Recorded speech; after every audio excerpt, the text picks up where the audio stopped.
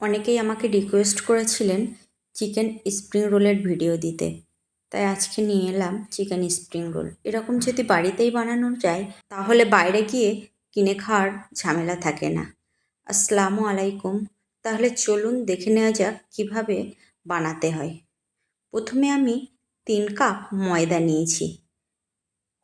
দেখুন কাপটাও দেখা যাচ্ছে, দেখে বুঝতেই পাচ্ছেন। এবার এর মধ্যে দিয়ে দেব পরিমাণ মতো লবণ, তারপরে দেব কর্নফ্লাওয়ার 1 চামচ কর্নফ্লাওয়ার, দিয়ে দিলাম চিনি। এবার জলটা যেটা দিতে হবে খুব ঠান্ডা দিলে চলবে না, আর গরম তো দেওয়াই যাবে না। গ্যাসের মধ্যে দিয়ে মাত্র কয়েক সেকেন্ড ওভেনটাকে জ্বালিয়ে বন্ধ করে দিতে হবে। বেশি গরম দিলে পিঠাটা জড়িয়ে যাওয়ার ভয়, সেজন্য জলটা অবশ্যই ঠিকঠাক মতো দেবেন। দেখুন আমি কেমন করে রো বানিয়ে নিয়েছি, খুব কিন্তু পাতলা করিনি, একটু মোটা করেছি। এবার মাংসটা দেখুন, মাংসটা আমি মাখিয়ে রেখে দিয়েছিলাম। এর মধ্যে দিয়ে দিয়েছি 1/2 চামচ জিরে, মরিচ, ধনিয়া, একটা ডিম, একটু কর্নফ্লাওয়ার আর আদা রসুন পেস্ট। দেখুন 40 মিনিটের জন্য আমি রেখে দিয়েছিলাম। এবার দিয়ে দিলাম কড়াইয়ের মধ্যে তেলটা দিয়ে এবার মাংসটাকে আমি বানিয়ে নেব। এবার দিয়ে দিলাম পরিমাণ মতো পেঁয়াজ এবং লঙ্কা। আপনারা এটা কম বেশি করতে পারেন। পেঁয়াজটা কিন্তু আমি পুরো লাল লাল করে ভাজিনি, একটু হালকা কাঁচা রেখেছি। এবার মাংসটা এর মধ্যে ভালো করে ভাজা ভাজা করে নেব। তারপরে দিয়ে দেব এর মধ্যে পরিমাণ মতো জল। মাংসটা আগে ভালো করে ভেজে নিতে হবে। দেখুন আমি জল দিয়ে দিলাম। এবার এটাকে আমি ঢাকনা চাপা দিয়ে কিছুক্ষণের জন্য অপেক্ষা করব। দেখুন এবার চলে এসেছি। এবার এই পর্যায়ে দেখুন এখনও হালকা কিন্তু রস আছে এর মধ্যে দিয়ে দেব সোয়া সস এবং টমেটো সস। এবার দেখুন খুব ভালো করেই ভাজা হয়ে গেছে। গ্যাস ওভেনটা বন্ধ করে দিয়েছি। এবার আমার পিঠাটা বানিয়ে নেওয়ার পালা। কড়াইয়ের মধ্যে সামান্য পরিমাণে সাদা তেল দিয়ে ভালো করে চারিদিকে মাখিয়ে নেব। এবার আমি বানিয়ে রাখা রোটা দিয়ে দিলাম।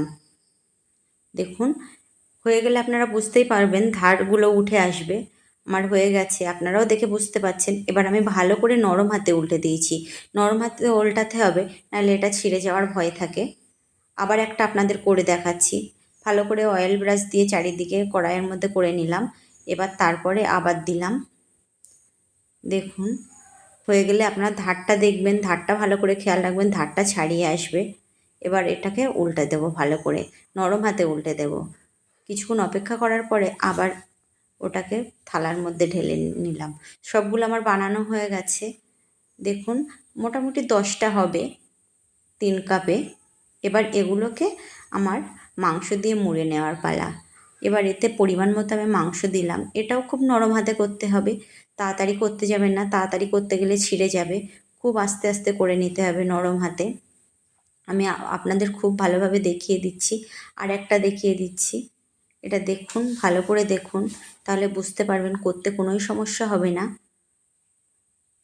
দেখুন ভালো করে মুড়ে নিলাম, কোনো কিছুই লাগাতে হবে না, এটা তেলে দিলেই খুলবে না। এখন যেটা খুলে যাচ্ছে তেলে দিলে আর এটা খুলবে না। এবার আমি কড়াইয়ের মধ্যে তেল দিয়ে দিলাম। তেলটা গরম হয়ে গেলে আমি এর মধ্যে পিঠাটা একে একে দিয়ে দেব। তেলটা গরম হয়ে গেছে, আমি কিন্তু লো মিডিয়াম আঁচে দেব। আস্তে আস্তে ভাজতে হবে, বেশি জোরে দিয়ে ভাজলে পুড়ে যাবে, পুরোটা কাঁচা থাকবে, ভালো লাগবে না খেতে। আস্তে ভাজলে সেটা ভালো লাগবে। আমি উল্টে দিলাম। একটু সময় ধরেই ভাজতে হবে এটা। দেখুন কত সুন্দর কালার চলে এসছে, আপনারা দেখে বুঝতেই পাচ্ছেন কত টেস্টি হয়েছে। এবার আমি তুলে নিলাম একে একে সবগুলোই। আপনারা দেখে বুঝতে পাচ্ছেন কত সুন্দর হয়েছে। এটা আপনারা বাড়িতে বানাবেন এবং কোনো সমস্যা হলে আমাকে ইনবক্স করবেন। আমি অবশ্যই আরও ভালো করে বলে দেওয়ার চেষ্টা করব, বুঝিয়ে দেওয়ার চেষ্টা করব কেমন হয়েছে আমার এটা। দেখুন আপনারা দেখেই বুঝতে পাচ্ছেন কত টেস্টি এবং কত সুস্বাদু হয়েছে। আপনাদের পুরো ভিডিওটা খুব ভালো করেই দেখিয়ে দিলাম। সবাইকে বৃষ্টি ভেজা সন্ধ্যার শুভেচ্ছা রইল। আল্লাহ হাফেজ।